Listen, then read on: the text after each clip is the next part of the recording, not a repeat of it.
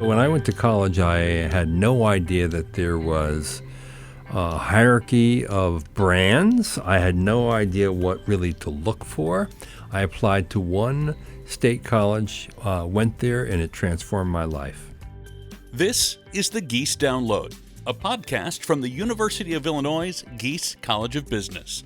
I'm your host, Tim Sinclair, and today we're talking to John Byrne, founder and editor-in-chief of Poets and Quants, the leading provider of MBA program information and rankings in the world. As you'll hear, John seemed to always have a passion for journalism and an appreciation for higher education, but you'd certainly never know it by looking at his family history. I start, at the very beginning of someone's even upbringing and work our way forward. But I think with you, I kind of want to do the opposite and start with what you're doing now and why you're doing it, and then we'll kind of work our way backward a little bit. Tell me about Poets and Quants and what you do and why you do it. So I created Poets and Quants about 12 years ago. In fact, we just celebrated our 12th year anniversary in August. So we're now into our 13th year. And really, it does connect to my original story because I am a first-generation college grad.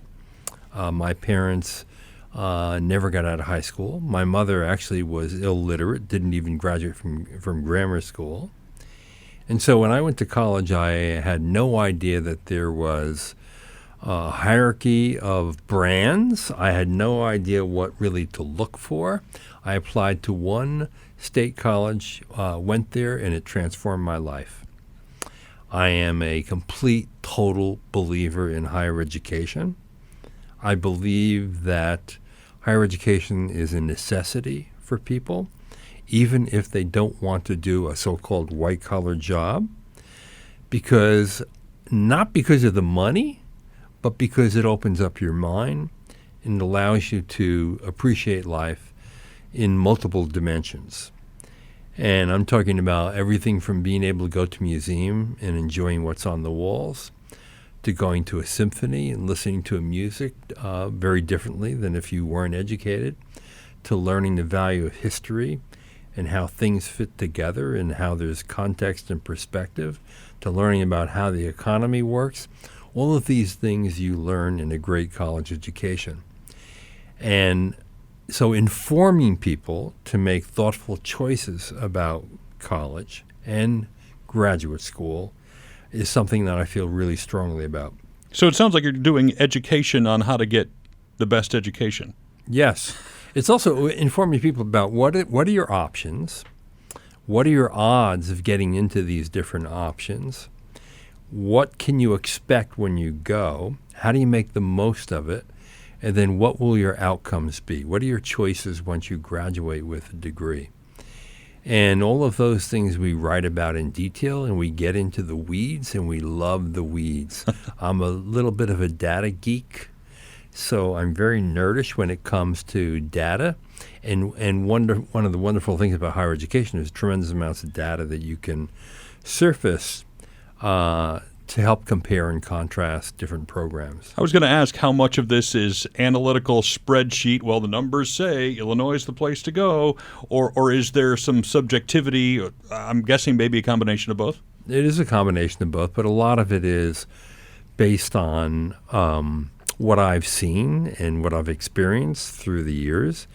There's no significant business school in the world that I have not personally visited, sat in classrooms, had beers with students, talk about what their experiences were. I met with faculty, with the leadership. So I do have the dubious distinction of knowing a lot about business education and having met major players for a long period of time. I do have this reputation of having created the first MBA ranking in 1988 for Business Week magazine, where I was management editor. And I've written books on business education. Would you say the data you're putting together is primarily for prospective students? Is it for the schools to be able to say, look, this is where we rank? Who is it all for? Our target demographic is the applicant to a business school. We want to help that person make the right decision for him or for her. And we think that the way to do that is to provide as much information in the marketplace, to actually create a marketplace where there's information, where there's data, where there's reporting that allows you to decide, okay, my best fit is X, Y, and Z. And now if I'm going to choose between or among these three choices, I'm going to really look at the data and I'm going to really think about it and make my decision. So we want you to make a more informed decision so that the outcomes for you will be exactly what you want. And, one of the greatest things about what we do is the testimonials that we get unsolicited from people who've used Poets and Quants to help guide their decision, and then are grateful because we help them get there. In some cases, you're helping people get into highly selective schools. In other cases, you're helping people choose among many, many programs and getting through the clutter, because there's a lot of clutter out there. What is and there's a bunch of data, so I know probably a hard question to answer, but when you're advising students as to what to look for, are there certain line items that are really important compared to some of the others in terms of what a business school offers for them? It's funny because I have some personal beliefs that invade my opinions. One of my great personal beliefs is that is in the value of teaching and the quality of teaching. So one of the things that we look at through all the different surveys that have occurred through the years is what schools have the most effective, most inspiring teachers that they put in the classroom. That means a lot to me because when I went to school, college, I had professors who took a deep interest in me. And coming from a background as I did with 2 factory workers were my parents, and no one in my family having a white-collar job, that was truly inspiring, and it built a lot of confidence in me to be invited to a professor's home, for a professor to take a special interest in me, who saw something in me that maybe I didn't see myself. So I place an incredibly high value on the quality of teaching in the classroom. And it's measured because there are a number of organizations that rank, obviously MBA programs. And the ranking that I created in 1988 was the first to actually ask graduates about the quality of the education they just received, and ask them in fairly sophisticated ways to get at exactly what I'm talking about. I'm curious then, since that is something you believe so strongly in, how you feel about the online side of the space, where it's not just person-to-person in classroom, especially at Gies, the IMBA program, where it's almost entirely face-to-screen. What are you seeing there? Benefits, maybe negative? How do you feel having seen so much and been around higher education for so long? I think online education has come a long way. It's really shifted the landscape of higher education. And what Gies is doing is making higher education more accessible and more affordable to greater numbers of people. And it's providing the kind of flexibility that many people today need and want. Many people cannot go to school full-time in a residential program. So then the question is, if they still want to invest in themselves and improve their level of skills, the talent that they have, to even sand down the rough edges that many of us have, an online program is a great bet. And the Gies program, dollar for value, it cannot be beaten, period. There are a lot of online programs out there. In fact, in the U.S. alone, there are over 350. Some of them are priced below Gies, but they're not as fully featured. The schools are not as fully dedicated to them as the leadership here. And what do I mean by that? Some programs, they don't even have live internet classes on a weekly basis. In fact, some of them don't have any live classes whatsoever at all. So they're just watching something. You're just watching video. Yeah. So the professors don't even know who's watching them, and you can't get to make that connection with the professor. That's different here because you have weekly classes. The faculty very much tries to connect with the students on the screen, even though there can be many of them. There are office hours that are held on a regular basis, and that's another way for people to connect with a professor. But more than that, there's a mindset. And the mindset is almost more important than the delivery mode. And the mindset is we're here not merely to do our research and consider teaching a pain in the butt. We're here because we want to improve the lives of other people.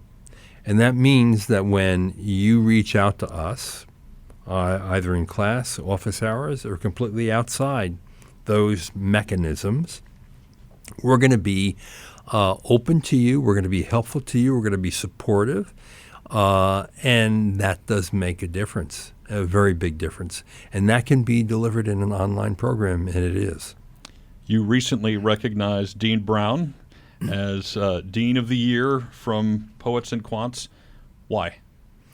Very simple reason. He is a true visionary, and he has shown remarkable courage and boldness in going all in on online learning. Now, most business schools have online programs because they're exploding in growth. A lot of people are interested in them. It's another mode of delivery, but they're doing other things as well. And in many cases, they've created online programs that will not cannibalize their other existing offerings. So those offerings are compromised one way or another. By deciding to close down your full-time MBA program, your executive MBA program, your part-time MBA program, and going full in on online, a big decision was made. We are going to make this work, and we're going to make it work like no one else can make it work. And we're not going to get distracted by trying to protect other programs that really shouldn't have been protected in the beginning, right? So that decision alone took a lot of courage, and he took a lot of heat for it. He took a lot more heat than he's even willing to admit. He got angry calls from alumni. To this day, there's still people who are angry about it. But the truth is that was the right decision to make, and the proof is in the pudding. And the pudding is success. This IMBA program is the fastest growing MBA program in the world in the last 5 years. There's no other program that even remotely comes close to its success. And when you speak to people who are in it, you hear nothing but love letters, literally. I mean, I am often shocked, and I'm not a cynical person, but, I am skeptical. Sure. And I drill down and what would you change about the program? Or isn't there something you really wish was different? Or don't you just like this or that?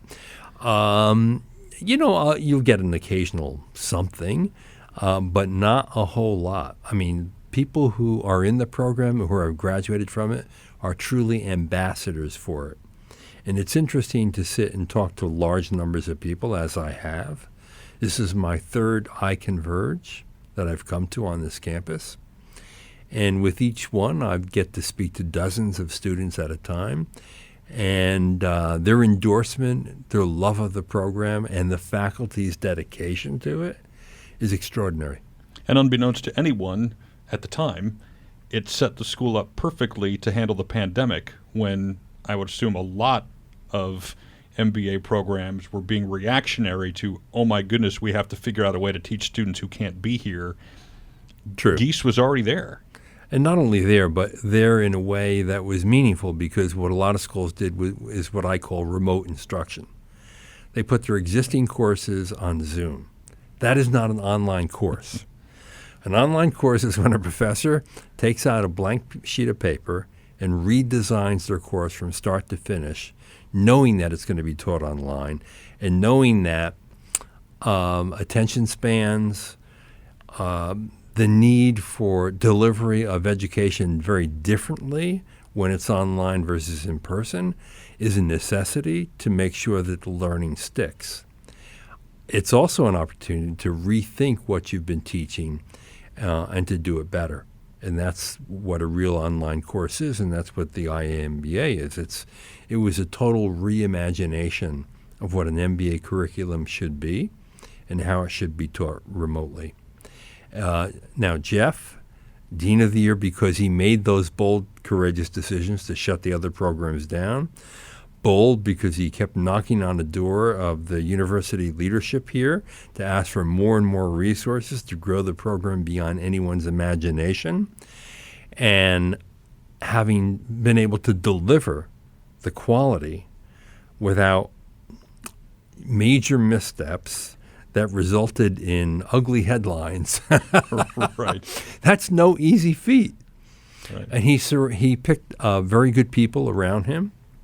He delegated to those people, including Brooke Elliott, who've done a sensational job in making that vision come true. We'll kind of wrap up by going way back in time. You mentioned your parents were factory workers, no higher education.